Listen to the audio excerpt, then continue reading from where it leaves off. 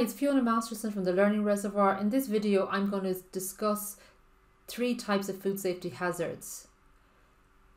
HACCP, Hazard Analysis Critical Control Point process, is all around the concept of looking for potential hazards in the processing of your food. That's what it's all about. So the idea is that you should control and eliminate these hazards, get them out of the food supply, and ensure that they therefore will not cause harm to the consumer. So what is a food safety hazard? Well, it's a biological, chemical or physical agent that is reasonably likely to cause illness or injury in the absence of its control. That's why we need to know about it, and that's why we have HACCP. That's why we have food safety systems, because if you don't have those things in place in a food or drinks manufacturing company, therefore you can potentially have hazards, food safety hazards getting into your product, which will be very serious for your consumers. There are 3 types of food safety hazards. So they're biological, chemical or physical agents that, if in your food or your beverage, is reasonably likely to cause illness or injury in the absence of its control. So number 1, we have our biological, number 2 is our chemical, and our 3 is our physical hazards. So let's take a look at biological hazards. What are they? Well, biological food hazards are also called food-borne pathogens or infections. They are the organisms, or they could be substances produced by organisms that pose a threat to human health. And they are a major concern in food processing because they are frequently the cause of most foodborne illness outbreaks. There are 3 types of organisms that fall under this hazard category: bacteria, viruses and parasites. And with the exception of certain parasites, most biological foodborne pathogens are microscopic. In other words, you can't see them with the human eye. Therefore, if you're involved in manufacturing foods, you will not be able to see if there are biological hazards in your food product. And therefore, it's very, very important to ensure that you design systems to ensure they are never there in the first place, and if they're naturally occurring, they'll be eliminated during the processing of that particular food item.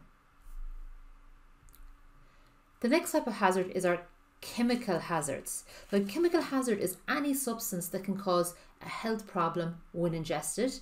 They include dangerous naturally occurring chemicals, intentionally added chemicals, or unintentionally added chemicals. And this can happen very easily in the processing of fruit produce. For example, if you don't have a system, for example, of storing hazardous chemicals, cleaning chemicals that you need to use for cleaning your equipment, if it's left in the area and not labeled correctly, the containers that they're contained in, and it's left in a manufacturing area, that chemical might unintentionally touch the food being processed in that area.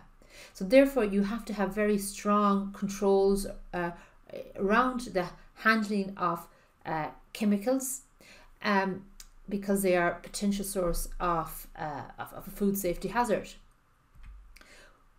Our third and final category is our physical hazards. So physical hazards are either foreign materials unintentionally introduced to food products, for example, metal fragments in ground beef, for example, or naturally occurring objects, for example, bones in fish, that if consumed are dangerous to the consumer.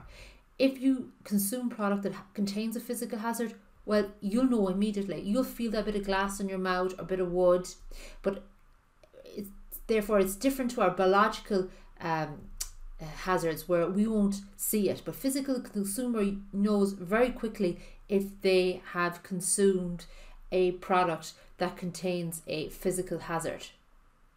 A physical hazard can contaminate a food product at any stage of production, and therefore food processors really need to ensure this does not happen. For example, a physical hazard example would be an earring. If a food handler was working with food and they were wearing earrings and it fell out of their ear and into the food item, and they didn't realize that, therefore the consumer could eat that food product containing the earring, and that would be a physical hazard. How do you prevent things like that? Well, in the HACCP system, it talks about having a concept called prerequisite programs, where you have tight controls in place to ensure things like that would never happen. For example, you would have control around what food handlers should wear when they are handling food. And that concludes this video, that we looked at the three different types of hazards that are covered under the HACCP concept. Hit like if you enjoyed this video and subscribe to our channel to view similar content.